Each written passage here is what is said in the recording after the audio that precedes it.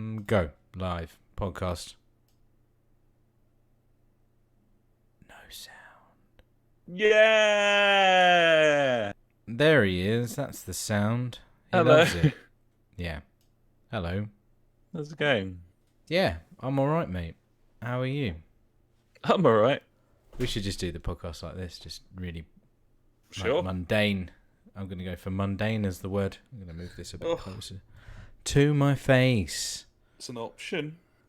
I mean, there's many options. I'm going to put some tunes on and hope that my bandwidth will allow that. Oh, is there enough in the tank? I mean, it should do. It's hard to say. Really, it should be. Just not got the beans. No, not this day and age. Need that internet. Yeah. I'll have that on. That's sound, I think. Right, mate. I guess we do a podcast if you want. Yeah, Mako. Yeah, mate. Go, Mako. Hello and welcome to the JfG Podcast. This is episode 233. My name is Alex and I'm joined as ever by my very good friend Ash. Hey, buddy. How's it going there? Hey, buddy. As always, feeling good on a Wednesday. Yo, sparkling thoughts and give me the hope to go on. It's been a couple of weeks, buddy. I'm all out of practice. Yeah, these previous do this. 231 episodes, just they don't mean shit anymore. I don't know how to talk or speak. I mean, that's count. just me in general. Or count. What is counting? At work, we always have like my boss. He loves like physics, but doesn't understand any of it. So he comes up with these questions. He's like, right, so if I have anti-gravity boots on and I jump or I hover above the earth, yeah, right, for an hour, because like the earth moves at like 600 miles an hour or something like that, in an hour's time, will I be 600 miles away? Now, my logic is no, because you're already traveling at that speed when you jump, so you'll continue at that speed, and it's only, there's no friction, so you're not going to slow down or anything. I mean, that's my thought, but it's a very difficult question to answer. It's a question that cannot be answered, I believe. If you know the answer, please let us know. You can find us on Discord. Yeah, you can just head over to our Discord channel and fill us in on the science behind that. Yeah. If you're some sort of physicist, for example. Yeah, true. We'd love to hear from you because we just don't know. It remains unanswered by the podcast. It's an unknown. Yeah, you can find that Discord on our website, the Just for Gamers podcast. Is it? No, what's the JfG Podcast.co.uk? That's how something like that. Fuck it, find it, Google it. Just You'll find about out on the internet. Fucking use your brains. Yeah. That's not my job. Anyway, it's been a couple of weeks, buddy. I haven't made any notes since last week when we were going to do the podcast, but some sickness came down, so we couldn't do it. It was unfortunate. It was sad times, dark days. Bleak. Yeah. Is a word that can describe that as well. So, yeah, a couple of weeks ago, buddy, what did I do? Fuck it. Oh, yeah, it's bonfire night. There you go. I totally forgot about that. Luckily, it's in the script. My parents came up for the weekend. It was nice. I drank loads of alcohol and ate loads of nice food. And on the Saturday, we had a bonfire party at our house, and bonfire parties, we've always my missus' brother is about 3 or 4 years older than us, and he's a massive kid, and he loves fireworks, so he always spends like a couple £100 on these fucking fireworks every year. And when we first moved to Nottingham, 10 years ago, it was a case of we all got fucking messed up, and then everyone ended up coming back to our house, drinking till stupid o'clock in the morning. It was great. 10 years later, mate, everyone's got fucking kids. There must have been about 30 kids at my house on bonfire night. I was like, what's this all about? Luckily, obviously, I was still drinking and so everyone else was, but it's not the point though. We had to look after these kids. Anyway, it was a lovely time. I had a bonfire going. I had some firewood or just wood stashed away from when I moved in. I had all those fucking what are they called, fence panels that were all knackered that I found. Luckily, the people that lived here before me left them there because they knew I'd need them for bonfire night. So that was really nice of them. So yeah, burnt all them. Had a barbecue under a gazebo. I was obviously in charge of said barbecue. I have to say, buddy, I'm getting an overwhelming sense of deja vu at this moment in time.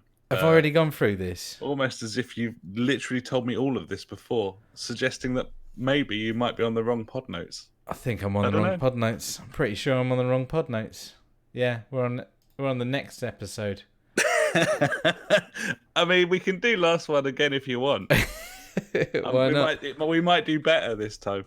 But there you go. I mean, I wonder how close to scripting I was. I think you'd find because that was all very familiar to me. There you go. There you go. That's what I've done this couple of weeks. The old fence posts shortly, and then perhaps the barbecue under the gazebo, and then there it was. Yeah, under the gazebo. Didn't rain though, so I was all right. But still, got very drunk that weekend. Either way, the week later, right? I'm so glad. Sorry, I genuinely thought I was having like an aneurysm or something. I'm so pleased that it's not me. No, it's me. You're welcome, everyone. It's very nice to hear, but I was just really quite concerned that I might have stepped through some sort of portal at that point. I thought, back 2 weeks. Yeah, maybe. I don't need that. You know? I don't need to relive those weeks. There's been illness and not much fun. So I don't want to do that. I'm glad I made your day better. Thanks for clearing things up. With being stupid. Right, anyway, so actually 2 weeks ago, not 3 weeks ago, what did I do? Looks like I did absolutely fuck all. Because I have 2 lines of notes here. I had on the Friday, I had a work development day where Big news. Yep. Yeah, mate, huge news. Where we spoke about the future and stuff. Like, I mean, that's what we did in the morning for 2 hours, and then after that, buddy, I had one of the best experiences in my whole fucking life. Oh, good lord! So, our boss, our boss there, he knows that I love gaming. And he's had a go on the old PlayStation VR. He thought it was pretty wicked, pretty awesome. So he booked us a 2-hour session at zero latency. Have you ever heard of zero latency, buddy? I have not, buddy. Please spill the beans, the virtual beans. Zero latency is a ball bags to this website. I'm trying to get some information about it. I can't. It's a VR experience in free roam. So it's a big warehouse where you put VR on and you walk around like a penis. Oh, wow! That's amazing. It was fucking insane, buddy. This thing was awesome. I believe they're using one of the original Oculuses because compared to the PS VR, screen-wise, it was a bit poor. But, after a minute, I was like, I'm fine with this. And we had 3 games. I'm trying to find their names right now. We had a zombie survival. Right. We had one that was set in a spaceship. Oh, fucking come on, internet. I don't know what it was called, but we were in a spaceship. And the last one was a follow-on from the zombie survival, which was an outbreak. So, firstly, zombie survival was big square, and hordes of zombies come in. You have to shoot the fuck out of them. So you've got this gun in your hand, obviously, and it's got a couple of buttons on the side where you can. I think there was 4 guns. You had sniper, assault rifle, shotgun, and I don't know, normal rifle. I think it was single shot or whatever. And before we're going, I'm like, are there any red barrels anyway? It's like, oh, I know your type. I'm like, yeah, I know. I play games. Well done. Yeah. Yep. So, and he was like, yeah, there are red barrels. I was like, fucking sweet, red barrels. I love red barrels. And then I was like, is it got auto loading when you holster your weapon? He's like, oh, I don't know. I was like, fucking, I got you now. So I was there like with my like fucking assault rifle, ran out of bullets, quickly pressed the button to swap to like my shotgun. It was a pump action gun as well. So you're like, oh, bam, bam, bam, bam, going mental on these zombies. And then swap back, I was like, yes, it is auto-loading. I was like, here we go, time to fucking cheese the game, buddy. So I was just hot swapping through every single weapon under the sun during that one. And yeah, it was just insane.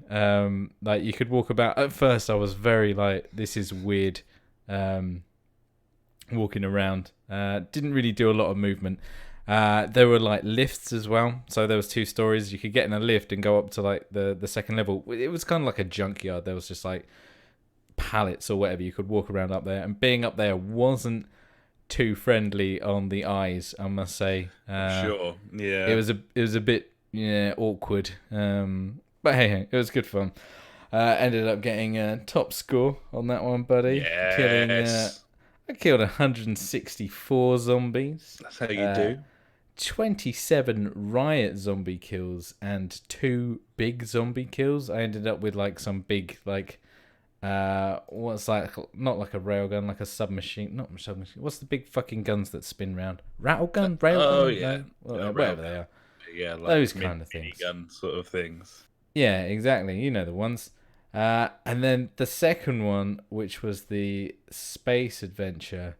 This was amazing. So, story kind of goes, you've been sent to this spaceship to go and like save the crew. Singularity, it was called. Nice. And this one's totally different. It's not just a square and you're stuck in there. This actually makes you move around a lot more. So what it does, there was 5 of us. We got split into 2 teams, a 3 and a 2. One team obviously went one side of the room, the other one went the other. And then there's like corridors that you have to walk through. And obviously this is like choreographed. So none of you interact with each other. You go through a short corridor, then a door closes and you go up a level and then another one opens and you're in another little corridor. So you feel like you're going all over the fucking place, but you're still just in this, like, you're just in this room. But it was amazing. There was one point where we come out of this elevator, we walk out, and he's like, "Yeah, look to your right or whatever." So we're like, "Oh fuck!" And there's like an arced wall going up. So obviously it's flat. Like think of Prey, the original Prey. You know how you could walk up on the walls? It was that. And he was like, "Yeah, you're gonna have to walk up that." And I'm like, "Oh, this is gonna absolutely not go well." And I started walking. And it was just incredible. Like, obviously, everything was moving around me while I was walking.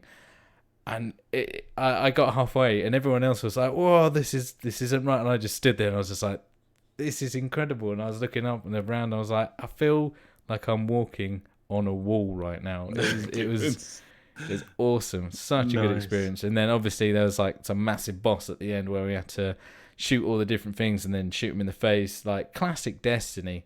Few different like mechanics going on there. It was good. And then the final one was the whatever it's called, the zombie apocalypse thing. Let me just find my scorecard. One sec. So this was a mixture of obviously the zombies with the same kind of scenarios, walking around the little pathways and stuff like that. I got 269 zombie kills on this one. I did pretty good. Yeah, it's called Outbreak Origins. There you go. And this has the same premise. Like I said, different corridors. And then suddenly you have to like start walking up the side of a building and you're looking down and going like, this is fucking messed up.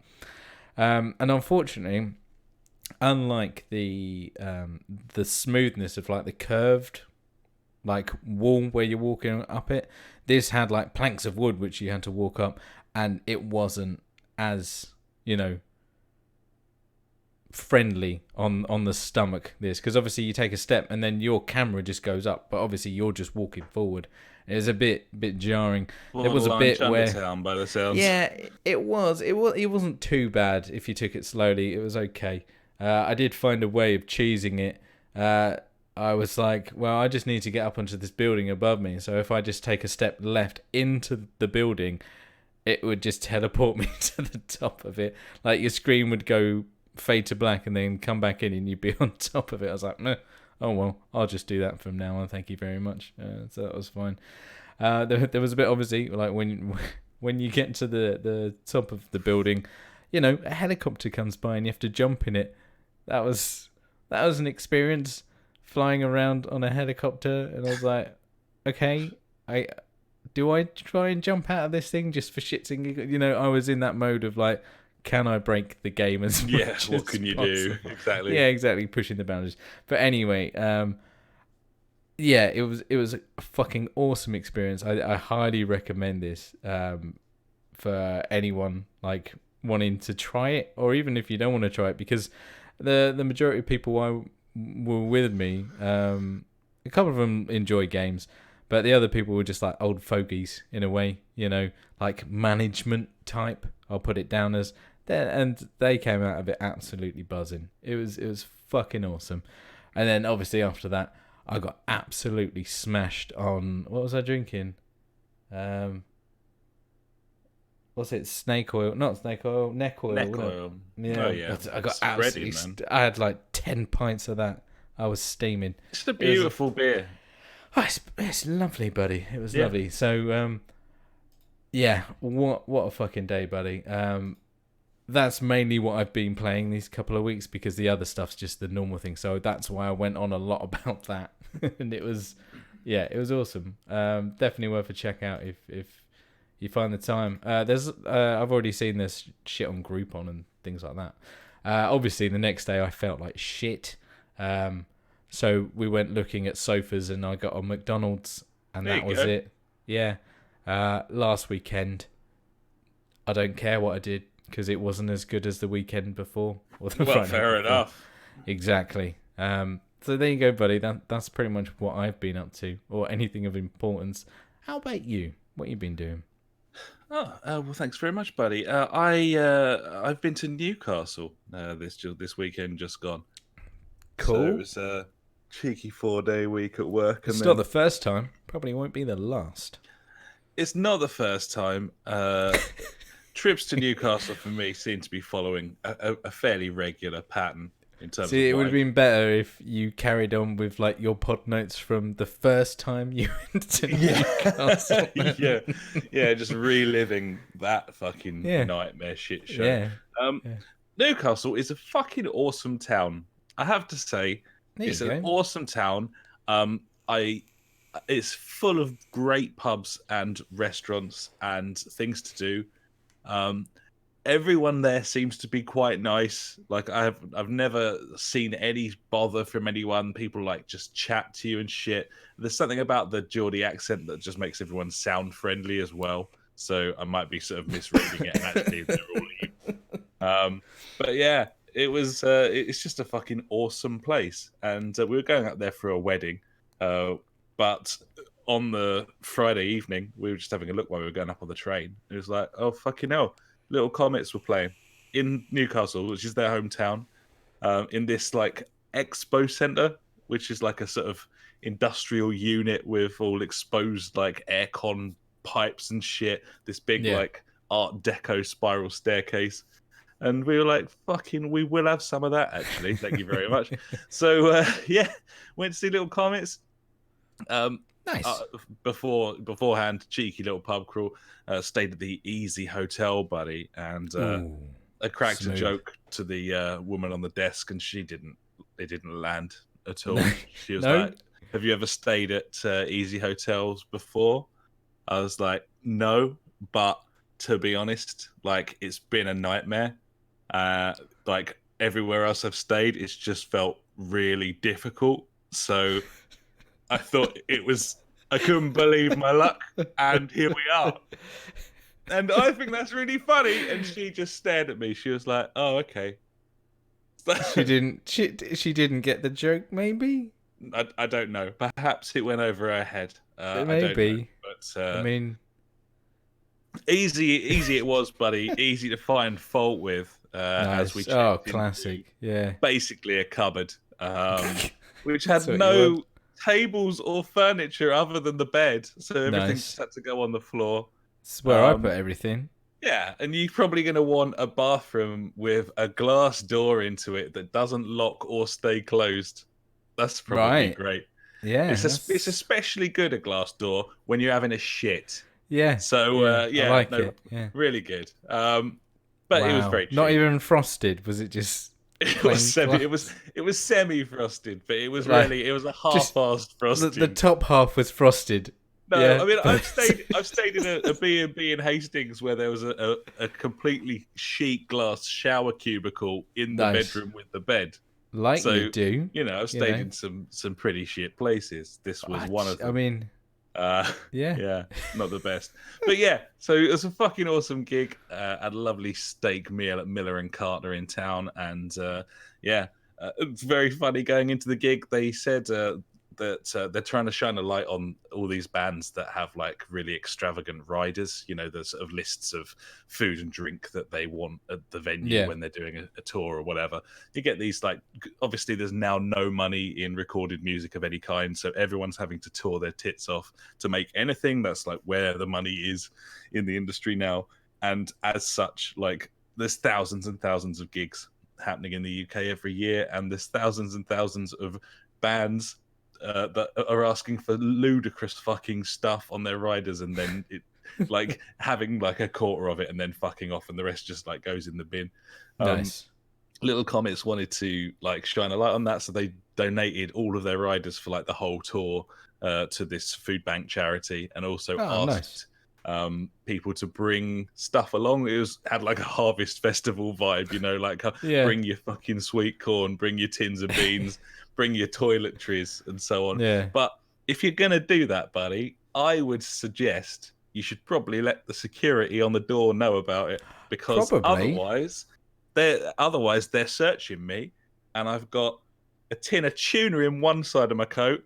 Yeah, and get that protein. Pack of soap in the left side of my coat. You got to stay clean. And they're like, why do you have these things? Because we were there very early. And there's people lining up behind me with fucking, you know, like tins of beans and oh look, he's got some tuna as well. Here's some spam. Let's have it all.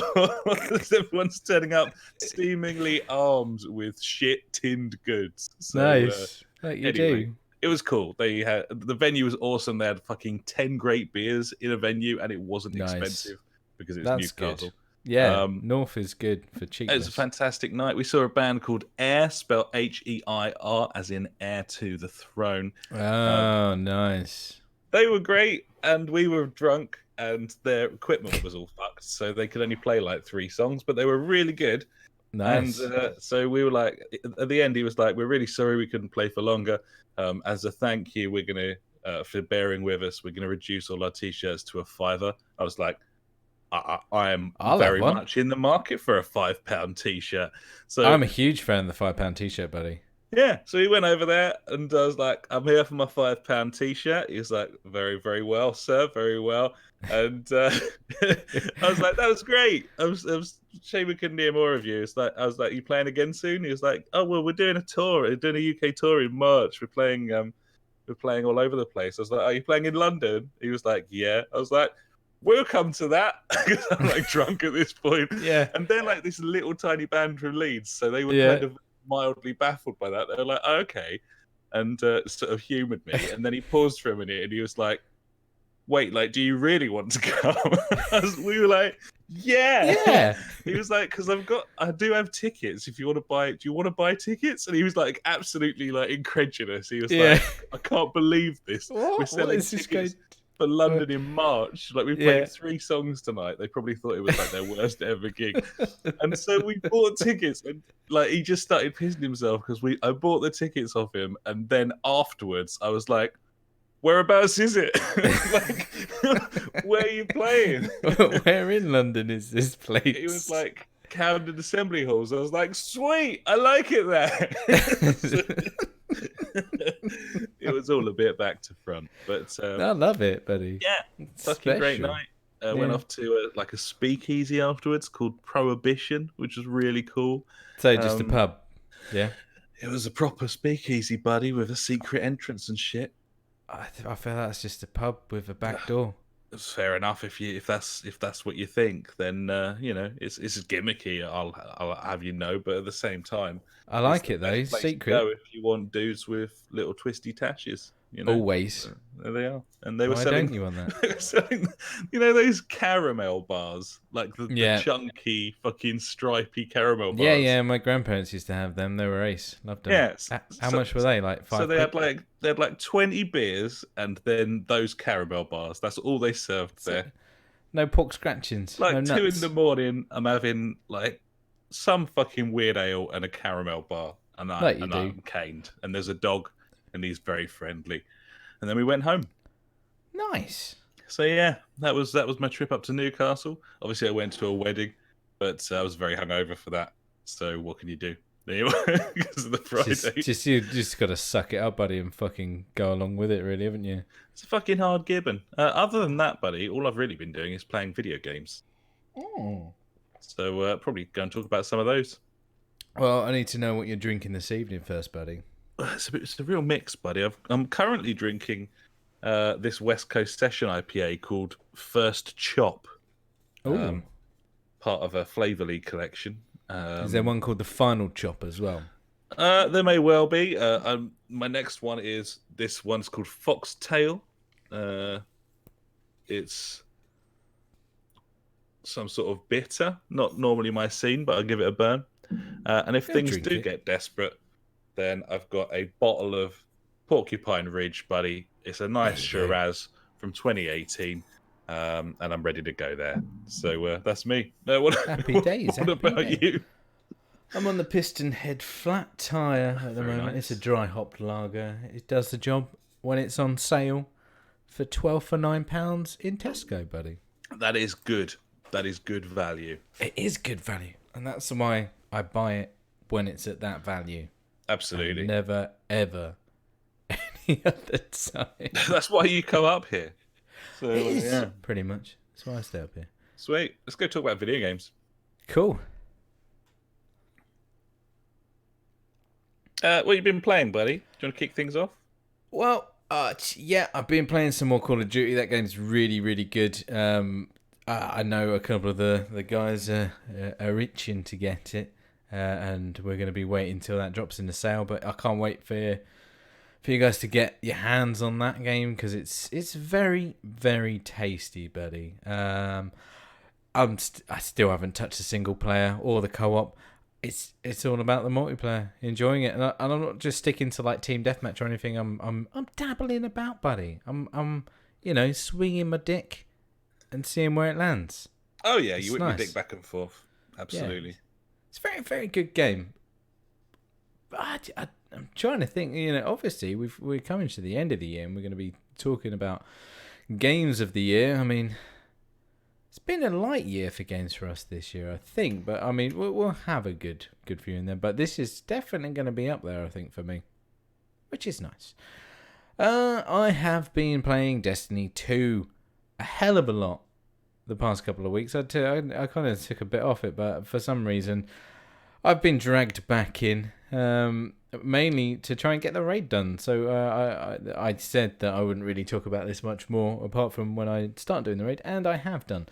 I haven't finished it yet, or we haven't finished it yet. We've tried we've done it 3 times so far, getting through different stages. Last night, we stuck at it for a couple of hours. We smashed through. There's 4 encounters. We smashed through the first 3. There's there's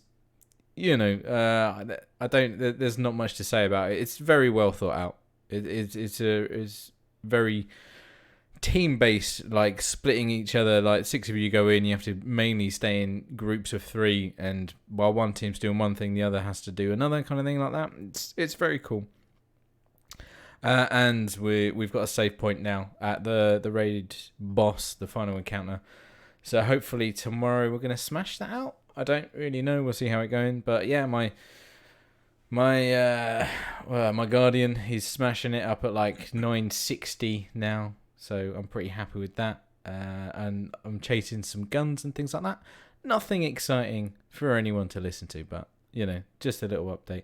The only other game that I played over the weekend, and this was with my kids, was Luigi's Mansion 3, buddy. Shit, and how was that, buddy? It's fine. Oh, well. It's a Nintendo game featuring Luigi in a hotel full of ghosts. And you have to catch said ghosts.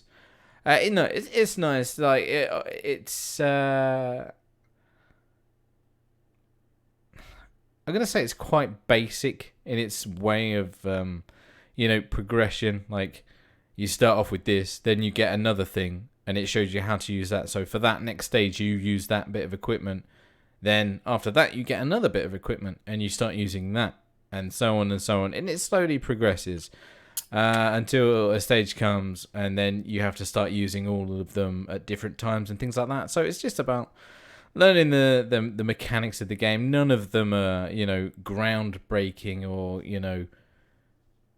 original in any way, shape, or form. No, I was going to say, I've seen any sort of one time or another, I've seen clips from all three of those games, and they kind of all look the same. I don't know if it's the lack of progression with Nintendo graphics as they continue to bring out. I mean, it looks really nice. I can't believe they got this thing running on the Switch. I can't believe it. Yeah. But it's very much sort of more of the same, I suppose. Yeah, it's a simple kind of 2.5D platformer in a way. It's nice. It's very kooky. I think that's the word to use. And yeah, it's good. Like, the kids were fucking loving it, so I was buzzing off that, buddy, to be honest. So it was good. We've got Pokemon Sword, I think, as well installed. So my son's been playing that. I haven't even touched it because I don't think I can be asked, mate. I can't be asked. Certainly isn't reviewing very well. No, exactly. Which is such a shame. Felt like the previous remaster was sort of a stopgap, mate, really. And I really enjoyed that. Big one. Yeah, I don't know if it was the nostalgia that made me like it a lot, but it was just the fact that it was 3D. I was like, wow, this is really cool. I'm trying to remember what the last one on the 3DS was. Was it Sun and Moon? I think it was. That was kind of 3D, but not as nice as Let's Go. Whatever, Pikachu or Eevee, whichever one you want. And yeah, no, this doesn't. I don't know. It hasn't grabbed me in the same way that I'm like, oh yeah, I actually really want to play this. But maybe it's just a case of I just don't want to play any more Pokemon games. Maybe, who knows? Maybe I'm at that age where I can say that. Well, I think that's probably fair enough, to be honest. I don't know. I mean, you would hope that a game like that, with that sort of you really loved when you were younger, and it's kind of still magical to your kids as well. You would kind of hope that would sort of still hold its magic. Suffice or whatever. But I don't know. Maybe I'll get stuck into it at some point. But just, no. At the moment, it's a no-go from me, buddy. But yeah. So that's pretty much what I've been playing. Played a bit of F1 and a bit of PES as well. Been playing PES with my daughter. She's getting pretty good, which is worrying. We're playing on regular. Like, she's 6, and like we're playing on the same team, and it mainly is the case of like we do loads of passing, getting down the pitch, and then I wait for her to make a run. I do a through ball, and then she bangs it in the back of the net. I'm like, fucking sweet. This is That'll yeah. She loves it. I'm like, cool. Like, my son couldn't give a shit about football games, but she's all about it anyway. But yeah, it's fun. I still don't know what to think of that game. I don't know. Do I like it? Do I not? Do I care? I don't know. Either way. So there you go, buddy. That's what I've been playing. What about you? Mostly tucking into Game Pass, as is often the case. He loves it. I've also been playing a fair bit of PES. Like, actually quite an alarming amount of PES.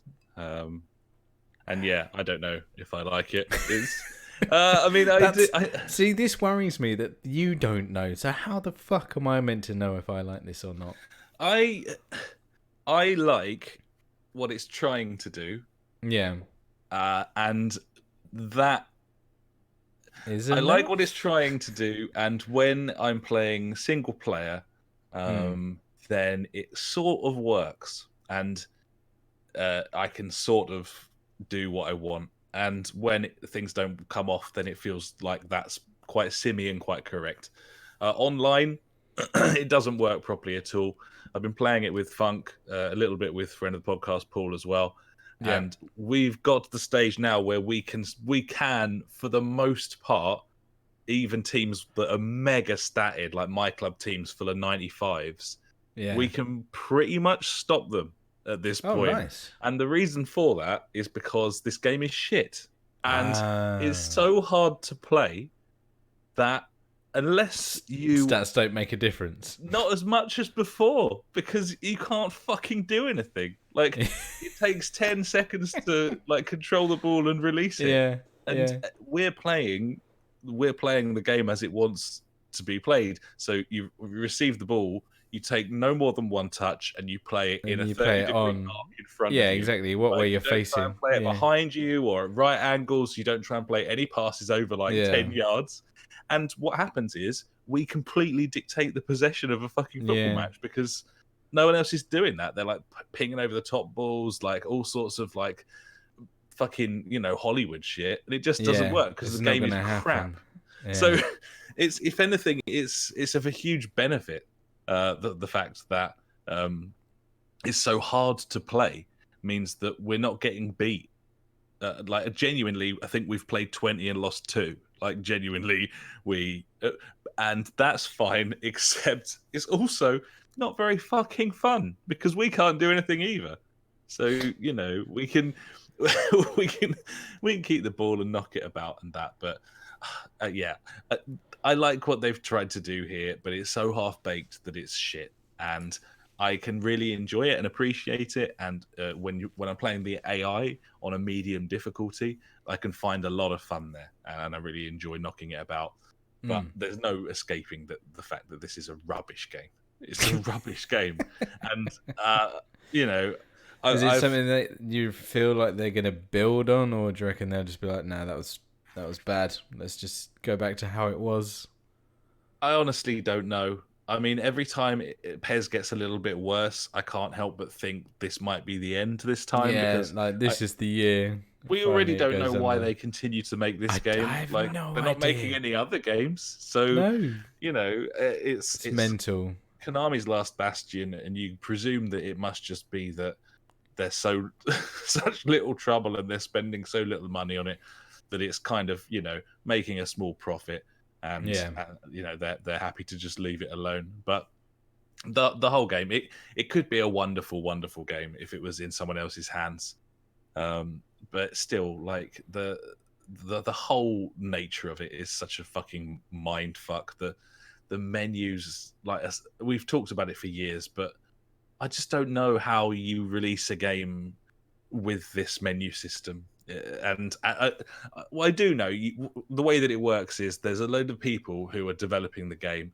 They present ideas, and some honcho, some fucking silly cunt, is sitting in a boardroom, and he's like, no, or he's like, I want you to do this, and he's untouchable, and therefore everyone has to bow to his whims.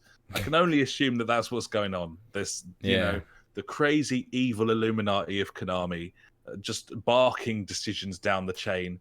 I can't believe the people designing the menus think they are good. That's what I'm saying. They can't think that this game is put together well, because you can't, because it's ludicrous. Like, I refuse to believe it. It's just impossible. So it's a toilet game. But I found a lot of fun in it, and I still prefer it to the alternative, if I'm honest. And that's the crux. That's the bottom line. Nice. That's the bottom. It's better than FIFA. It's more fun in single player, and it's more fair and unpredictable in multiplayer. And that's about it. So yeah, Pez. There you go. Um, elsewhere, buddy. I've just tucked into. Well, I'm still playing Outer Worlds. I know that Cosmic Dad has got a little bit to say about that later on, so we'll save that. But I don't know how far in, like maybe 16, 17 hours, something like that. How you And finding it still? Okay. I like it. I just think it's good, not great. As I said before, Yeah, like, I think you're right with that. I like a lot about it. I also think that if it was a 150-hour game like Fallout, for example, Yeah. that I would lose interest way before the end. I think the fact that it isn't one of those, it's as far as I'm aware, it's sort of 20 to 40 hours, depending on how much you're really ploughing into all of the side bits and bobs and so on. Yeah. That's the right length for it, I think, and that's fine. And the motherfucker himself, Mr. Spencer's been talking about the nature of games this week, and we'll talk about that shortly as well, because he had a good point that rings true with this. But yeah, I like it. It's cool. I'll definitely finish it. But it's 8 out of 10 material. It's not a game of the year thing or anything for me. It's just fun, and I've enjoyed it. So Nice. there we are. Elsewhere, Microsoft obviously had their big event while we've been off the air, and they announced quite a lot of stuff. We've got some of it coming up in the news, but one of the things they announced was, like 50 new games for Game Pass, which is great. And I've been playing a couple of them that were added to the service immediately. I've also got Rage 2 installed. I'm looking forward to tucking into that this week. I need to get very that glad on. I didn't spend on that. Yeah, fuck yeah. But yeah, I'm sure that'll run like ass on my little shit heap, as does Yeah. the Talos Principle, buddy. Nice. Which is a game that I was kind of excited to play. I've always had a little bit of a hard-on for this sort of Portal, Turing test, those sorts of first-person puzzlers that... Yeah, what was the one that we got? The one set in space? I can't remember. I don't know. There's been quite a few. Was it the Turing test? I think it was the Turing test. Turing test was kind of in space. Yeah, you're in like a moving cube. Yeah. As like an AI, was but that, also like and that was all like moving little balls around and changing colors and that sort of thing. That was very cool. Enjoyed that.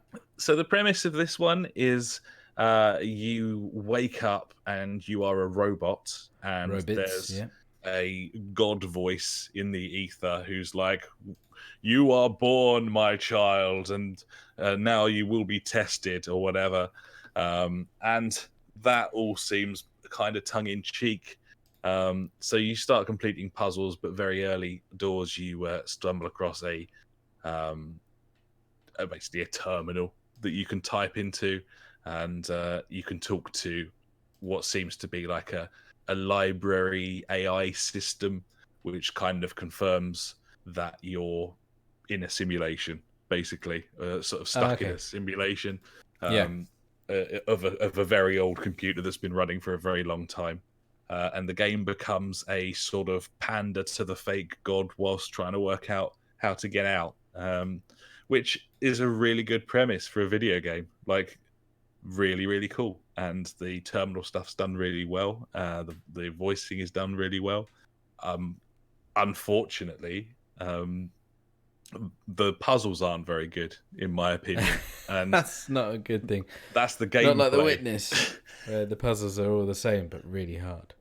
No, I mean this is very much, and I'm really early in, so I don't want to be too critical just yet. I'm going to give it a proper chance, but I've probably done like 15 puzzles up until this point, and they've all been basically the same thing. There's robots on a track, like, for example, a floating sphere that if you get too close to it, it runs at you and explodes, or like a Gatling gun attached to a wall.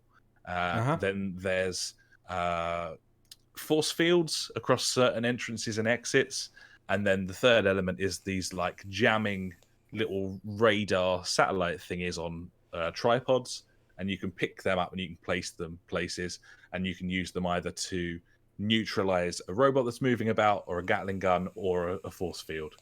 So that's the basis for the puzzles. And So, for example, maybe you need to jam a force field to allow one of the robots through and then unjam it so it's stuck the other side and you can walk past. Or maybe you just simply have to get two of them, jam a Gatling gun and a thingy. And you're collecting basically Tetris pieces. And once you get all the Tetris pieces, then Tetraminos. then you can put them on. There's like locks to unlock new areas, and you literally place the Tetris pieces on the lock until the door opens. So Nice. that's the start of the game. That's probably the first hour or so, I suppose. It initially thought it looked quite good graphically, and then very quickly decided it didn't, because it's really high res texturing. Yeah, I but remember seeing some images. on a sort of in a shit landscape. It feels very like Unity demo engine. It's very polished, but lacking in anything. Yeah, like there's only like 10 assets in each level. Yeah, and, they look very nice, but with repetition, they look very shit. So it's like it doesn't feel natural. Yeah, it's sort of weird. I mean, the story behind it is so cool that I am willing to give it a little bit more. But essentially, it doesn't really matter what the story is if the entire game is these like force field neutralization puzzles. Then inevitably that's going to wear thin. Well, it already has, as you can hear. So, semi-disappointed, but a little bit early doors to be absolutely certain. Yeah, fair dues, buddy. I might have to install that and give it a burn. Gibbons, buddy, it's part of your subscription, so why wouldn't you, innit? I do love a good puzzle game. I do love a good subscription. And, Game Pass. Fucking sweet, buddy. The best. The other thing I've been playing is that train set thing. So, I can't remember what this is called. Is it called Tracks? A train set simulator? Yeah, the train set simulator. Yeah, I know. I'm very excited. I've got that installed. This is a wooden train set simulator. That's literally all it is. What more do you want in a game? I don't think you need it to do anything else if that's what it was designed to do. How compelling that is in the long term is another question. But in the short term, I would build a train set. And, you did. And then you can go first person on the train and go around the train set. And fucking sweet. Maybe build a town next to the train set. Yeah. And maybe you can put people in there. And maybe you can have cars. Like, it's a wooden train set. It's the window of the early learning simulator, but you've got all day to play about with it. And to some people, that's going to be a really, really fun thing. This is a great game for kids. Like, fantastic. And from my perspective, it's just quite satisfying. They've really nailed the look of those wooden sets, the way they lock together, the texturing on them and everything. It's all got this sort of bloom effect on it as well, with these little sort of wooden looking trees and stuff. And like there's even like a fat controller looking motherfucker you can put down. So it's a train set simulator. That's what it is. The possibilities are endless, my friend. They are. And the whole thing is pointless, but it doesn't need to be anything else necessarily. It's all about just having fun, building a train set, buddy. Just build a train set. There you go. Yeah, I've got it installed. I tried to get my daughter to play it, but the tutorial was quite confusing to start off with. Well, for her it was anyway. And she was like, and I was like, fuck that, let's play something else. But I'm ready to go. It falls foul of the same thing that most strategy games on console fall foul of, the controller. Yeah, if this is on a keyboard and with the mouse, then it's you very can just intuitive. click and off you go. Yeah, absolutely. I'll be playing it with that. Yeah, just watching the trailer on repeat at the moment, going. Yes. Got a whiff of the control scheme from like Football Manager on the Xbox 360 about it, where it's like. Yeah. Like, you've played games since you were 4, but for some reason you're like, I don't know. So yeah, it's taking a bit of getting used to, but it does what it does very, very well. And if that's what you're after, then you're in for a treat. I am, because I love trains, buddy. I know that you're a huge fan of them. I love trains. So yeah, that's what I've been playing. That's what you've been playing. I suppose we should probably move on, B. Gibbons. And now it's time for the news. Da news. Da news. Fucking news.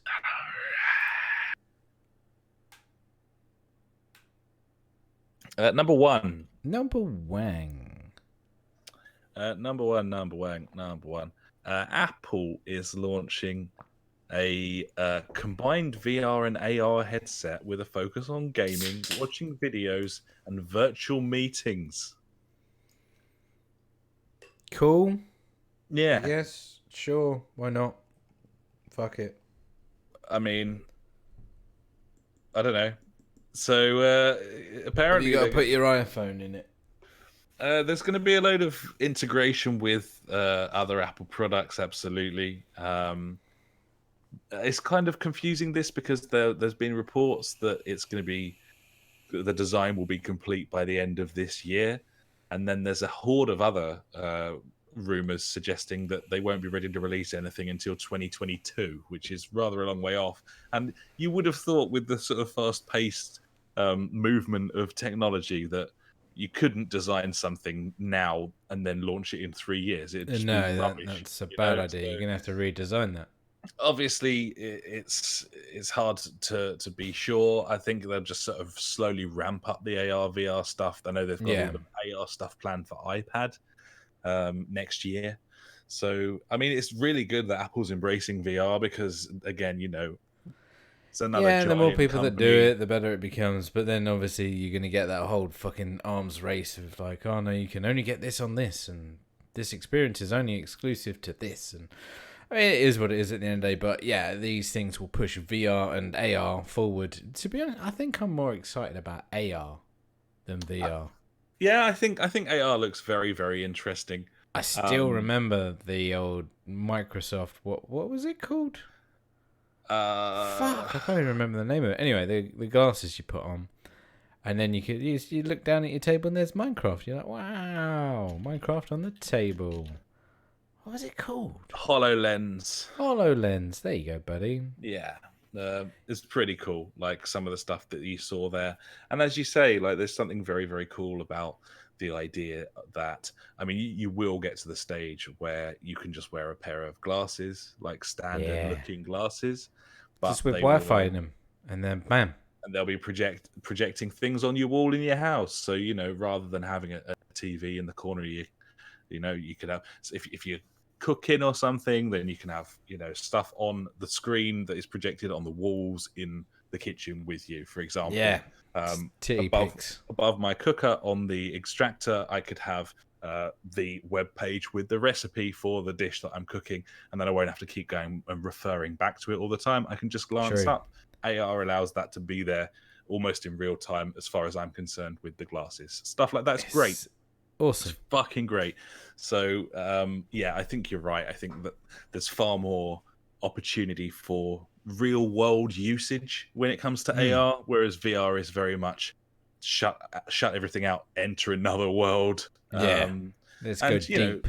The experience that you've had with your away day, that's essentially an AR experience, isn't it? Because you're in another environment that's mimicking a different environment. So yeah, absolutely, buddy. Apple getting involved is a good thing for VR. It's a good thing for AR. And the other big news in that field since we've been away is the news from Valve, where they have announced a new Half-Life game officially. Which I'm sure a while ago we said that the next Half-Life is going to be VR. I'm sure we did. We did absolutely, and we couldn't see any other reason why. No, because Valve it was that whole thing of so heavily in VR technology, and also if you're going to try and sell new technology to people, there's no better way of doing that for gamers than a Half-Life game. Half-Life, exactly, because the previous ones have been like, they had groundbreaking mechanics and stuff in them. So it does make me very, very excited to see what this game is going to be and what it's going to do for VR. Now, I'm worried that it could end up being just another, VR shooter or whatever. But it won't be. It's gonna be.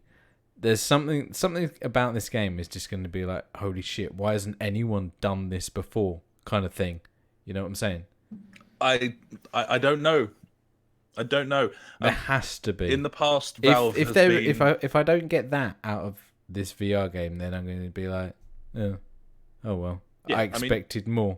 Valve is describing it as their flagship VR game, the main thing they've been working on. In the past, when Valve has published a video game, then it's been great. Yep. Like wall to wall, it's been great. So, yep. Yeah, I don't know. A lot of people have mixed feelings about this. A lot of people are very VR skeptic still, and that's fair enough. A lot of people think this is a bad idea, but you can't really argue with the fact that Valve wants to make VR big, and in releasing their biggest IP on it, that's probably them going, "This is our best shot at making this a big deal." Yeah. So, yeah, it's called Half-Life Alyx, Alyx, obviously after Alex, your the sort kid of sidekick in Half-Life 2. The kid. And yeah, I mean, anyone who's listening to this now, you know more than I do about it because the big reveal event is tomorrow. It's 10 a.m. Eastern, 6 p.m. GMT. And yeah, so I'll be watching that. And I'm sure a lot of people across the globe will be as well. And I guess we could talk about that next week. It would be silly to start talking about rumors when anyone listening to this could have already looked up the outcome. Yeah, they know what's happened, so yeah. I'm sure we're going to see some interesting stuff tomorrow, and looking forward to it. Should be interesting. So there we are. A bit of VR there. Moving on. Sonic. The Sonic movie. A little while ago, the Sonic movie trailer came out, and it was basically fucking nightmare fuel. So that's not great. It looks awful. Sonic looks awful and terrifying and poorly rendered. They said they were going to go and fix it. They've come back, and I think they have fixed it. I think it looks really good now. What they've done, the changes that they've made. Sonic looks far more like basically the Sonic of the Mega Drive era, exactly how you'd want him to look. None of the sort of Sonic Team shite sort of reboots of the of the last 15 years. He looks really good, and I was pretty skeptical. I've always been quite skeptical about this sort of movie, like live action with a digital character chucked in. I watched Detective Pikachu on the plane out to the States, and I thought that was quite good. Yeah, it was quite good. There you go. Kind of opened up my eyes to the idea that this movie might not be terrible, even though it is kind of. It was very impressive. The characters in that film, they did a very good job with the character creation and everything. They did. Impressive. This looks a little bit more like a sort of a half-baked kids comedy film with Sonic in it. But having said that, like Jim Carrey as Robotnik is kind of good casting, I think, in my opinion. I don't know. Kind of works, and it does work. Yeah, it's inevitably going to be a mediocre film, but I don't think it will be an absolute disaster anymore. And that you should give a lot of credit to the team that's kind of redesigned, because they've only had 4 months basically.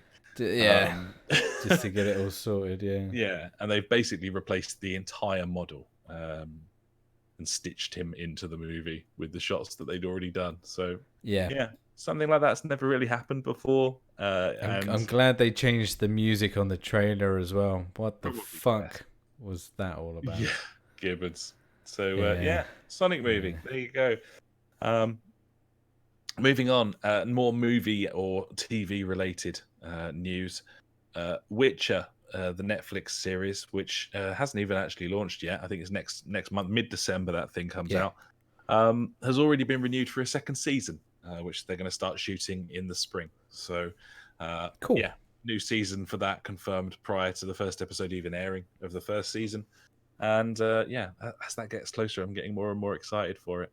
I'm really looking forward to that. I'm jonesing for a bit of Witcher. Yeah, Gibbons, buddy. It's a hard Gibbon. Witcher 3, of course, being another one of the games added to, or being added to Game Pass in the coming weeks. So There it is. yeah, another reason to sub up, buddies, and yeah, well worth it, I'd say. Yeah. A couple of other, well, it's Xbox heavy, the news, obviously, naturally, because of the event that they had. Rare has announced its new IP, the big new IP. It's called Everwild. It looks like a sort of cel-shaded forest of wee creatures, and some woman who looks a bit like a mage. Is it looks really pretty. It's kind of building off of the Sea of Thieves engine, from what I can tell. Yeah, it does look like that kind of thing. Yeah. And the trailer doesn't really give the game away in terms Not of at all what the gameplay is going what to to be. expect or anything. No, It's but like, it looks like it's going to be. Looks lovely. Yeah, it's looking like a third-person action adventure, and Yeah. they've certainly done those very well in the past. So Yeah, you know, true. it's yeah, that could be shaping up to be pretty tasty, and looking forward to seeing some proper nailed-on gameplay from that at some point Gibbons. soon. So yeah, that's Everwild. Other exciting news. This is brilliant, by the way, because I thought this Best game was news fucking awesome. Halo Reach is a really good Halo game. I think it's much better than Halo 4, and certainly better than Halo 5.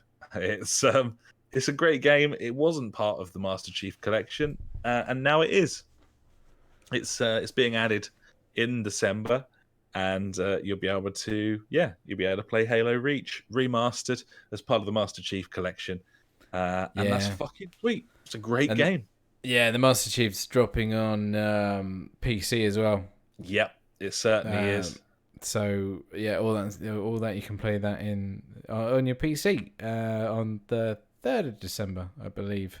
Yeah. Yep. Very exciting. Very cool. I'm gonna have that installed and I'm gonna play it. It's gonna be fun.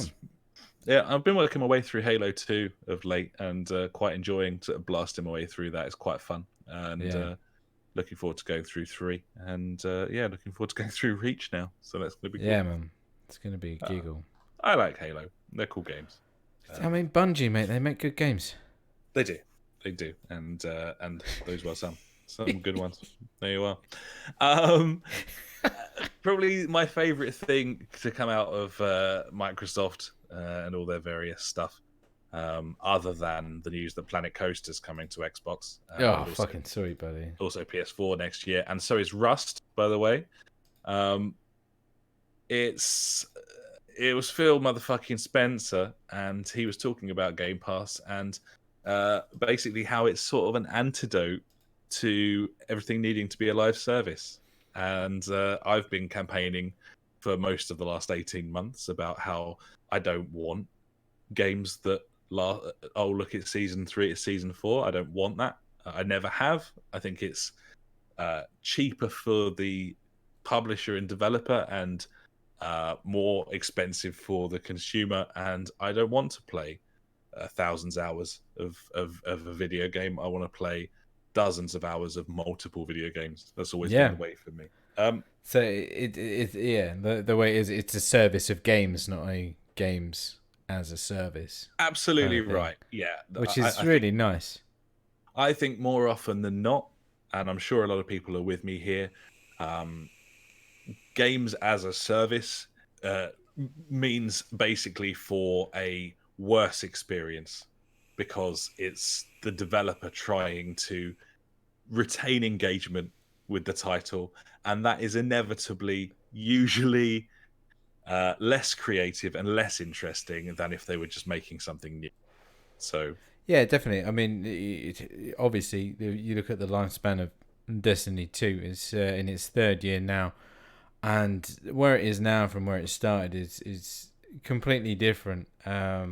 Me and Cosmic Dad were talking about this the other day, because I left the Dance Clan actually the other day. Oh shit!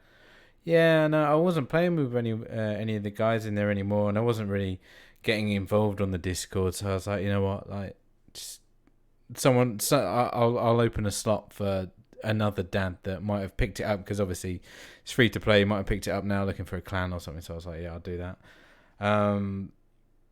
And that game's completely changed now. Like it's it's just grind. Just do a lot of the same stuff, and it's not even fun things. Like I used to enjoy doing like a lot of strikes and just just playing the game, whereas now it seems everything is focused on like I've got like about 30 different quests, and the majority of them are just like, oh, go here and get 30 kills with a pulse rifle, and then the next step is with your pulse rifle you need to get 15 double kills. Then the next step is fucking some other monotonous thing like that. And it's they used to be like creative stuff, like story driven content, like where it was interesting, but now it's not. It's not the game it used to be, buddy, I must say, which is a shame. But yeah, that's all I'm saying. Like you said, these publishers, they need to be trying to squeeze as much out of the game as possible, kind of thing, as a games as a service kind of thing. And yeah, it's not a great way of doing it. Like if Destiny 2 was a game that I played for a whole year or two with a couple of expansions and didn't have a lot of this like bollocks in it that I was just on about, then I'd be fine with that. I'd buy the expansions, I'd play them, enjoy my time. But it's all this other gubbins that comes along as this service model that I don't like. Gibbons, buddy, absolutely. I'm just going to do a very quick click because my logic just crashed, and yeah, I want to. Cool. Yeah, so here we go. 3, 2, 1, click. Cool.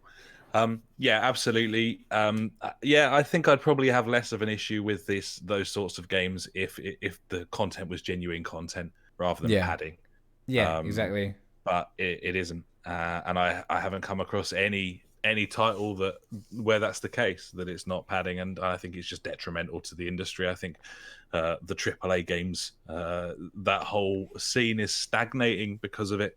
As you say, looking at Game of the Year contenders this year, fuck knows. Frankly, you've had. I need to play Control. Out. I need to play Control. We've got to get Control. I really want to play that one. But we've had Division 2, we've had Destiny 2's various expansions, Breakpoint, like Rainbow Six Siege for some reason still going. Like these games, they've been around forever. I don't give a fuck about any of them. Through Division 2. Yeah, the Division 2, which is a game that I own because you picked it up. Because I bought it, yeah. I've never fired it up. I've no desire to. I'm just not interested in grinding my way through. But the games on Game Pass, buddy. Yeah. There you go. The games on Game Pass don't need to be permanent. They don't need to be played one and done, buddy. That's all it needs to be. Absolutely, it hasn't even got to be one and done. It's just play it, see if you like it. If you do, happy days. If not, fuck it. Play there was someone on the Eurogamer forum saying that their favorite thing about Game Pass, you can fire up and play a AAA title for an hour, and then uninstall it, never return to it again, and not feel guilty about that. Yeah, exactly. And like the amount of games that I've bought, and I've been like, oh shit, I bought this, I need to play it more, kind of thing. Yeah. And maybe it's a case of like, I just can't be asked, or I don't want to, or I didn't enjoy it, but because I bought it, I feel the urge to play these games. Get some perceived value out of it, even though what you're actually doing is wasting. Whereas as well with as your this, like I've got, I don't know, 2/3 of the way through Gears 5. I probably won't go back to it and finish it off. I might do one day, but I don't care. Yeah. I don't care. I've had a lot of fun playing that game, and I've said my piece about it, and it's a very good game, but I just stopped playing it. I started playing something else. I'm like, oh, I'm all right with that. I don't care. I don't feel the urge to have to go back and play multiplayer and play this, that, and finish the campaign. Like, I didn't buy it. It's ace. It's interesting as well. Like before, I just read out this little blurb from Phil Spencer that I really sort of struck a chord this week. There was also some questions asked of him about the idea of Microsoft's first-party titles releasing day one onto Game Pass. And a similar question was asked. Obviously, Sony, they're trying to get this PS Now thing up and running with a relatively sensible price point finally. And they were talking about, why wouldn't Sony release first party titles day one on PS Now, strengthen the service, make it more desirable for people to have. And the response was they thought it diluted those games, took the fun and the excitement out of the launch. It's not a clean launch if it's launching on the subscription service as well, and they would never want to release games on it because it's a subscription service. It should be separate from their these are the big names. This is the flagship thing. I feel like that's so wrong because I don't know. I mean, I can understand. I understand what they're trying to make, but I love the fact that all Xbox exclusives they just come out day one on this fucking thing. It's amazing. Exactly, and they were talking to Phil about it, and they mentioned Gears 5 as obviously as a very recent example of a large first party game launching on Game Pass, and he basically came back literally instantly, which is why we love Phil motherfucking Spencer, even though we are essentially PlayStation gamers and have been most of this generation.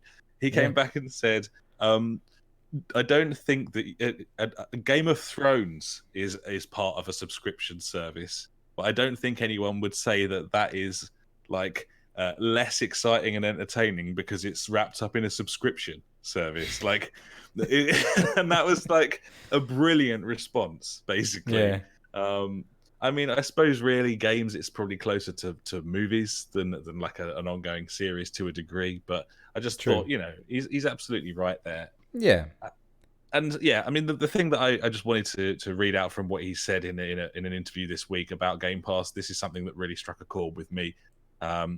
He said this. One of the things I was watching over the last few years is you saw many games and studios chasing service-based games that felt perpetual and felt like they had to last forever to recoup the investment big publishers and studios were making. The nice thing about Game Pass is that it wraps a game inside a service itself. So a game can just be a game, and it's nice to play games with a beginning, middle, and end. And as a subscription, we can support those kinds of games. And in fact, a lot of the games our first and third-party partners are working on take advantage of the fact they don't have to carry the service themselves. They can just live within it. Yes. Which is brilliant. Yes, Phil. Absolutely brilliant. And what happens? The Outer Worlds comes out. And it's a really fun game that people really enjoy. And it's got a beginning, and it's got a middle, and it's got an end, and it hasn't got a fucking marketplace. It doesn't need it because it's on Game Pass. Yeah. And it hasn't got DLC and Season 2 and Season fucking 3. It doesn't need those things because it hasn't got a money-grabbing publisher behind it that is insistent on rinsing the consumer for 3 to 4 years. Whilst not working on everything else. What they're doing at the moment, obviously, if you buy a new subscription, it's only £1 for a month. So a lot of people jumped on the Outer World, paid £1 to play it for a month. I did the same thing back when it was announced that you could get it for £1. I was like, fuck yeah. I ended up buying 3 months or something for a couple of quid. I was like, brilliant. And because I realised that this service is so good, I've kept the service going, and a lot of people are like, this is ridiculous. Why is it only £1? Obviously, it's to get you to engage with it, to see how good this service is. Yeah. And, I think they're doing such a good job with promoting the games that are on it, and obviously at that low entry price point to get you in there. Obviously, when people are like, oh, they're only giving you £1, and then they sign you up as a renewable thing. But that's the fucking same with everything these days. Any kind of service, that's how it works. But yeah, absolutely. The big thing on the store at the moment, it's 3 months of Ultimate for £1 on the console. So that's 3 months. Yeah, of I need Game you Pass to log in as me and sort that out, so I get another 3 months. Given. Yeah. There's a thing, obviously, if you are an Xbox gamer, there's another thing that you can get 3 months of Discord Nitro free.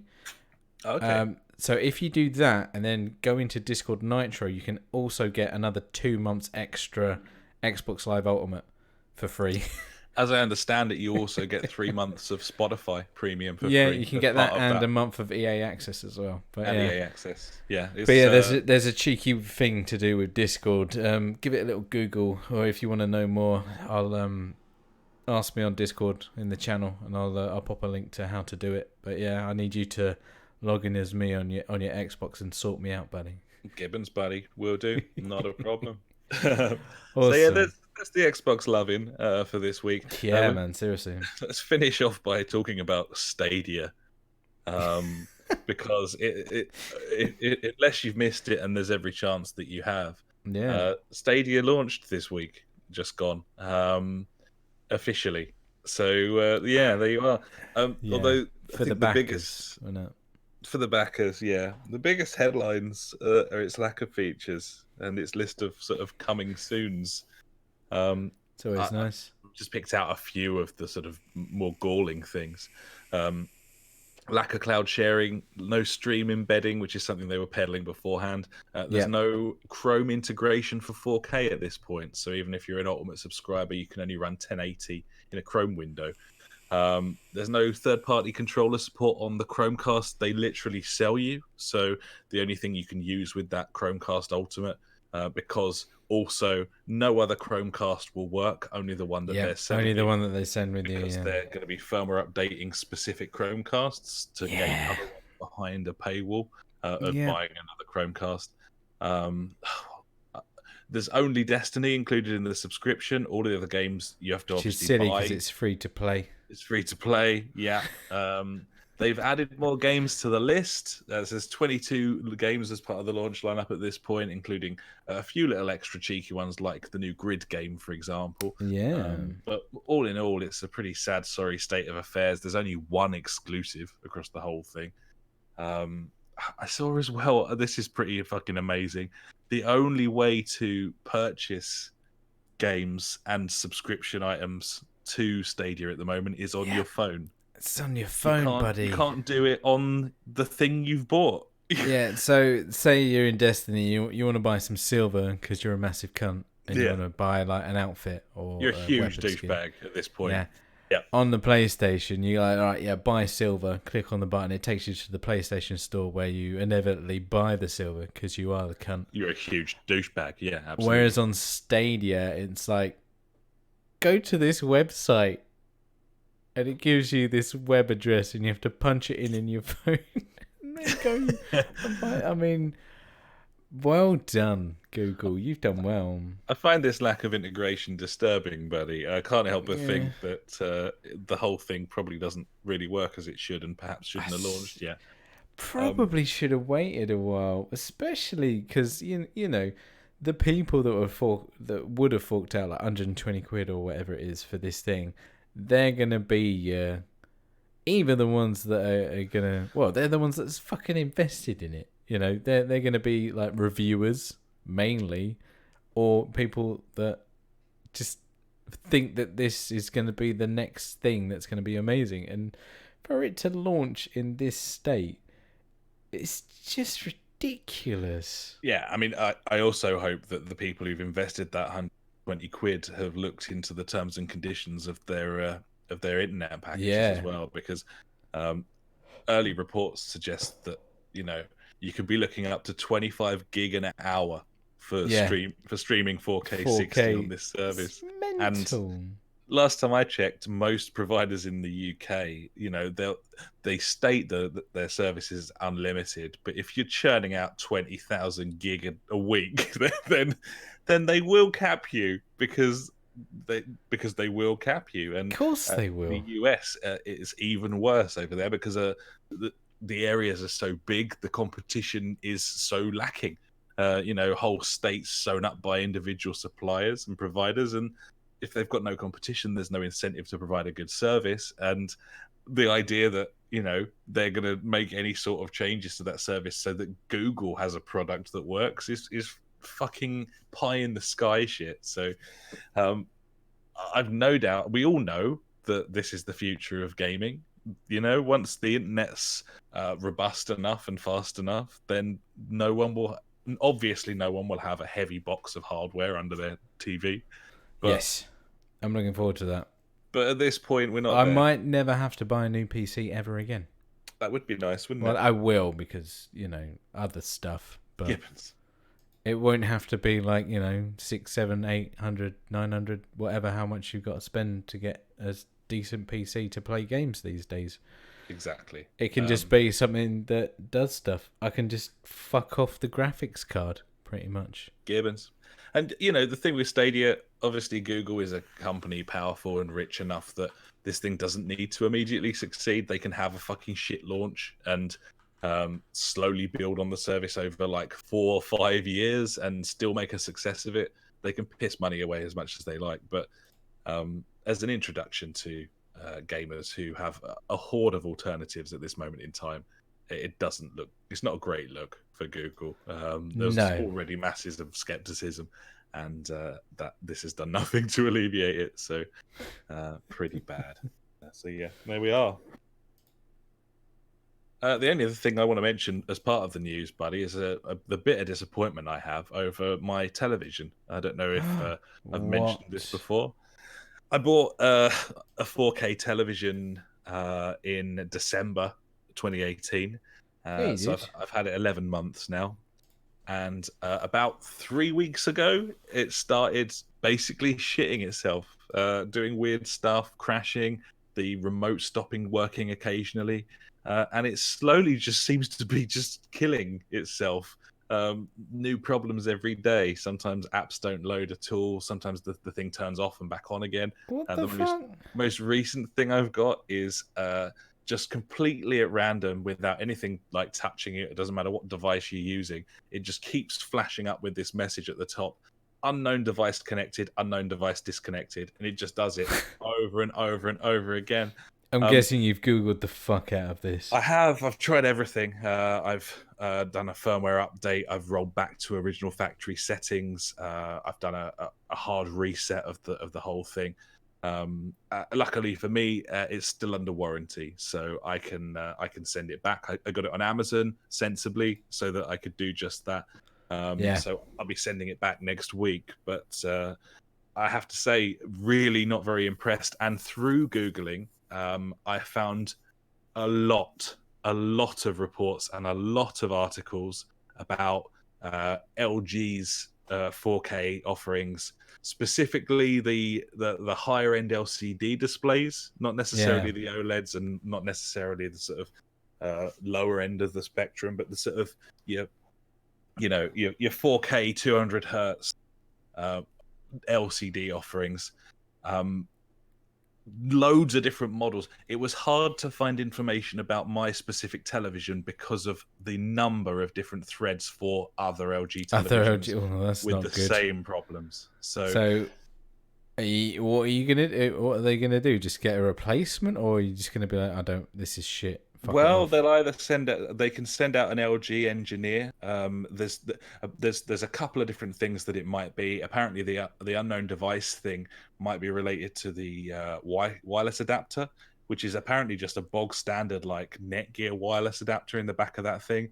And it can sometimes, like, if the connections erode, then the TV can think that it's being plugged in and unplugged, even if Wi-Fi is disabled. And by the way, there's nothing in the LG firmware that allows you to turn off notifications. If I could just simply turn off notifications, it would solve. You'd be all right. Most of the problems. But yeah, a lot of people reporting that LG engineers have come out and literally replaced the brain, as they call it, which is essentially the main board. I'm hoping that Amazon will just deliver me a new television and pick up the old one. And I don't know. Hopefully they've got their shit together since the first run of these. If not, then I guess I'll have 6 months down the line. Cheese it and get another one again. But yeah, just a word of warning. I know some of our listeners have pulled the trigger on 4K gaming and some haven't at this point in terms of the TVs they have. As someone who's got an LG TV that up until the last 3 weeks I've been very, very happy with, I would highly recommend that you buy something else. Well, like I've the majority of the time I've had Samsung TVs, and all of them bar one have been Well, you had one of my old Samsung TVs, didn't you? Yeah, I mean the only Yeah, problem with that one, and it was very old by the time it started doing it it, was was that very it would old. occasionally turn itself on, Yeah, which yeah, was, it did. just something that you had to bear in mind if you were going on holiday. Turn it off But on the yeah, fucking wall. the But the I no problem. had one of my Samsung TVs, like the LED screen failed in it after a year and a half, I think it was, and then I got it replaced. And then a year later, it went again. So fuck knows. Sometimes it's just down to the make model, but like you say, if this is a thing on quite a few LGs, then that's more of a wider spread issue, buddy. Yeah, man, it's difficult to find out these things before you buy because it's so specific. Like if you search LG TV problems, then you're not going to get Nah, um, yeah, there's you're all not going kinds to of find shit. very much at all. But once you see this, if you search LG unknown device connected, then you will find 25 pages of forums and help and all sorts across all different models of LG TVs, and quite conclusively, it's not a software, it's not a firmware thing, it's a hardware problem, and it seems that the boards just gradually over time are deteriorating. So really not a good look for LG. And yeah, maybe I've been unlucky, but certainly, buddies, just don't take the risk. Learn from my mistakes. Yeah, there it is, buddy. It's a very fitting thing to say as I pour myself a large glass of red wine. But there we are. Nice. Time to move on.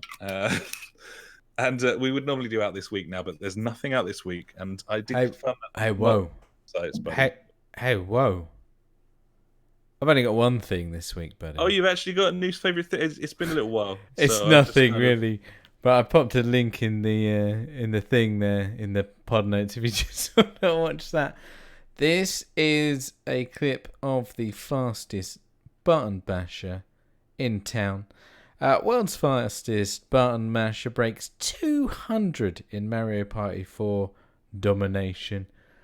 Worth a little Google if you want to see a guy spanking some buttons on Twitch. Wow. Look at that action, mate. Look at that action. Yeah.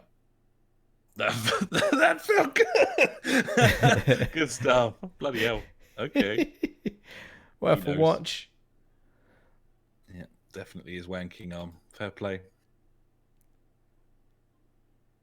Beautiful, birdie. There you go. Well, thank you very much. That was wonderful. Wonderful little flourish at the end. That was your news really and my news. Excited about that. And that was the news. And as I said, there's nothing out this week. Even though we're in the midst of November, there are no games out this week. So there we are. Gibbons. It is. And now it's time for JfG Street Beat. Street Beat. We want to know. Get on the show. Get on the show. What does Mike Strider mean by this? It's level 192 in Rocket League good. I'm guessing it's hit level 192 in Rocket League. It's just a cheeky brag. I feel like it is. I thought it was a map or something in the game. I was like, No, I don't know, mate. I haven't played it. But, I feel like he's bragging about how much he's played that game. That does sound like quite a lot of playing that game. That's Mike Strider at level 192 in Rocket League there. Yeah, he loves it. I suppose it depends on the definition of the word good, buddy, as to whether that is good. Certainly, if you're trying to get high levels in the game, though, I would say yes. That is good. So yeah, fucking well good, cheeky stuff. And yeah, I've actually got the Discord up and running on my phone now, buddy. So what? I know. So you posted something in there the other day. I was like, "What's this cunt doing here?" First time for like 10 months or something that I've posted anything in Discord other than a picture of a horse. So yeah, so yeah, also in the Discord this week, as I said earlier, I played a bit of Outer Worlds, and Cosmic Dad's been playing a bit of Outer Worlds, and he's finished it. So here's what he has to say about it. Finished the Outer Worlds, just about 20 hours, including most of the side stuff. I thought most of it was really good. I had a disappointing time in Byzantium, where I somehow managed to get into hostile mode with everyone and everything on the planet and ended up killing them all. Thought it was probably a bug, but it only affected an hour or two. I had the can't unequip weapons bug. I had a bunch of stuck and can't move bugs. I had maybe half a dozen crash to desktop bugs, but I only ever lost about 60 seconds of play. Overall, I enjoyed it, but I'm glad I didn't pay for it. The consumable / inhaler system was just a waste of time. Definitely. And the perks were very underwhelming from mid to late game. I didn't understand the point of science weapons either. All of them were shit, in my opinion. Getting into that, the Byzantium thing, I had a similar scenario where I as a possible side option to getting into this dude's house, I could pick up a package from the post office and then act as basically a delivery guy, and then I'd be able to get into the mansion. I followed what I thought was the right quest point marker, which took me into the back room of the post office, and there didn't seem to be any way to get into the storage room to pick up the package from there. I basically tried everything. I went in and out of the room and all sorts, and eventually ended up aggroing one of the receptionists who I was in the room with because I was in the back area. They all turned on me, and I was no longer able to basically do anything. Every time I went into that area, then the whole world was shooting at me, and I couldn't get the package, and I ended up killing everyone and had similar problems. It's a bit of an issue, but luckily I was in that one specific area, and each time that game loads from area to area, I think you can only affect the AIs in that area. Now, it sounds to me like Cosmic Dad may have been unfortunate enough to aggro someone in like the overworld of Byzantium, thus aggroing everyone. That game isn't especially clever when it comes to that sort of thing. So yeah, a bit of an issue. In terms of the bugs that he came up against, it might just be luck, but it sounds to me like there's far more bugs on PC than on console, because I basically haven't seen any of those. I mean, we solved the unequip thing. Yes. That was if you're holding a weapon, then you can't unequip it. Although that might not be the case with what he's talking about. Yeah. But if you put the weapon away, then you can unequip all of them, kind of thing. So it's a shit mechanic, but seems to be what's going on the console version at least. But yeah, stuck and can't move bugs. I haven't had any of those, and it's never crashed either on the console. But it does run like arse. So I suppose swings and roundabouts, buddy. But yeah, similarly, the health system just feels like you can just spam fuck out of it all the time. You have to sort of use the inhaler so rarely that by the time you do need to, you've got like 100 of the fucking health things, and you can just, you're essentially invincible. The whole game's too easy. But sounds like he enjoyed it overall, and kind of I feel like I'm in the similar position where it's just a fun game that I'm enjoying playing, but I probably wouldn't want to have forked out sort of full whack for it either. I think you kind of felt the same, didn't you, when you were sort of tucking into it? Yes, definitely, buddy. Yeah. Well, I was just thinking about what one of the scenarios I like. I think I mentioned it when I first played it a while ago. In that first town, I did pretty much all the side mission and everything, and got the continuum transfunction or whatever it is I needed for the ship to get her back. And then I saved that, and I went back to a previous load, and I just shot the mayor. I was like, fuck this. Like, I wonder what happens if I do this, And it was strange how many people reacted to me just shooting that one dude. Yeah, there's no proximity there at all. Like, a whole town just goes to fucking war with you. Even if you kill him in like some random hidden room. Yeah. Anyway, I am enjoying the Outer Worlds, and once again, it's that Game Pass thing of like, I've stuck so many hours into this game. Have I played enough now? Do I want to find out the ending? I don't know, but at the moment, I haven't got any urges to go back to it now. which is nice. And I don't feel guilty about it, buddy. Gibbons. No. Whereas agreed. one game I do feel guilty about is Fallout 4. I mean, I feel, robbed, really, in that game. Yeah, you basically didn't play that, did you? I mean, I No. played. I think I played like 30 hours of that game. For I think better I or stuck worse. about 15, 16 hours into it. I got down to whatever the baseball field place is and minced about there for a long time. I did like a shit ton of side quests, and then I just couldn't be arsed. As I said though, like it's the perceived value thing. Like, Yeah, who's exactly. the bigger cunt? Like you for buying something and only playing it for 15 hours, or me for fucking pointlessly sticking with it for double that time? Exactly. But because I felt like I had to. And that's it. And but I shouldn't feel have made. guilty for not putting more hours into that game, having bought it, kind of thing. Whereas with this game, I just I'm easy, and it's there if I want to go back to it, kind of thing. I think it's anyway. Yeah, you just got to like not look at it like that. It's difficult, but at the end of the day, if you make a bad purchase, then forcing yourself to play it is not making it a better purchase. You're just fucking yourself twice. Is basically what you're doing. Give us, buddy. Yeah. So, it's an old double fucking, buddy. That's what it is. I love it. It's always nice. The DP. The DP. On going back a couple of weeks, we were talking about you with your text browser or whatever it was, and we got the Textiles.net. Yeah, that's the one. And we got the suggestion from Cosmic Dad and JJ, I think, who's been they both use Brave. Now, for some reason, on my like Google feed that I get on my phone, it popped up the other day that Brave is now out of beta. It's in full release. No. So there you go, buddy. Probably the best time to get that. I've installed it on my phone, and that means now I can watch YouTube videos on my phone without adverts. And also, a nice little handy thing on the Brave browser on your phone, you can continue to play videos in the background and also while you lock your phone. So that's kind of tasty.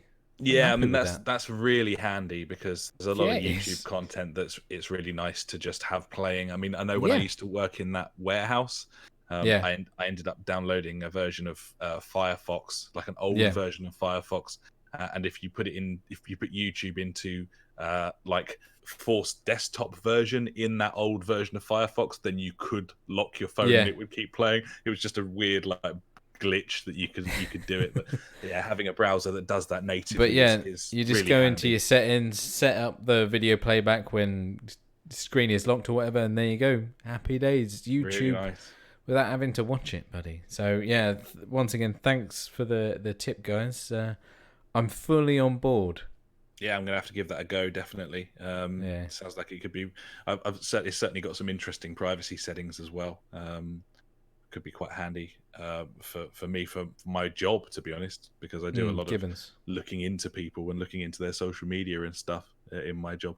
So it'd be quite nice to do that with a little bit more anonymity. It could be quite cool. With me weird porn fetishes, See what they're up to. It's nice. Fucking weirdos. Did I tell you that I may well have done? I probably did at the time. I'll just chuck it back in there now. This is from a couple of weeks ago again. It's from a few weeks ago when I was looking into a customer and they had a transaction on their fucking bank statement just labeled Chatterbill, which is like the Chatterbait. I do remember this. I don't know if you mentioned it on the podcast, but yes. No, I can't remember either. But they just sent over an unredacted bank statement. You'd be amazed how often people do that. And they obviously thought, oh, fuck it, they won't know what that is. But I knew what that was, buddy. You knew what that was. That's the Chatterbait live cam subscription there. He's obviously bought some tokens to give to some woman who's, flashing her gash. And rubbing one out, so to speak. Shooting the poon. Gibbons. As they say. I don't even know if that is a saying. It's now. It is now. Shooting the poon. Shooting the poon. Yeah. Anyway, Beautiful. Well, thanks so much, everyone who got involved this week. Very much. And Can we I'll call be- this episode shooting the poo? I don't see why not. I don't think that poon is like because the actual meaning of the word poon is what you do to a table that's wonky. So Really? Is it? Wow, I did learn something every day. it's brilliant. We do it poon all it. the time. You poon it. Table needs you can sit down in the pub next time, buddy, and if the Yeah. table is wonky, you can literally go, "This needs pooning." That's the correct way of using that. That's fucking Can ace. somebody please poon this table? It needs pooning, and beer mats Bit obviously. of poonage going on over there. Nice. Yeah, I mean, there's various different. Some things are better for pooning than others. Certainly, obviously. Tissues, beer mats, beer menus, mats, that sort of thing. Yeah. Excellent. If something needs to be pooned. Yeah, classic poon material. Shooting the poon. Excellent. Well, thanks so much, Thank buddies. I think that's probably it, B.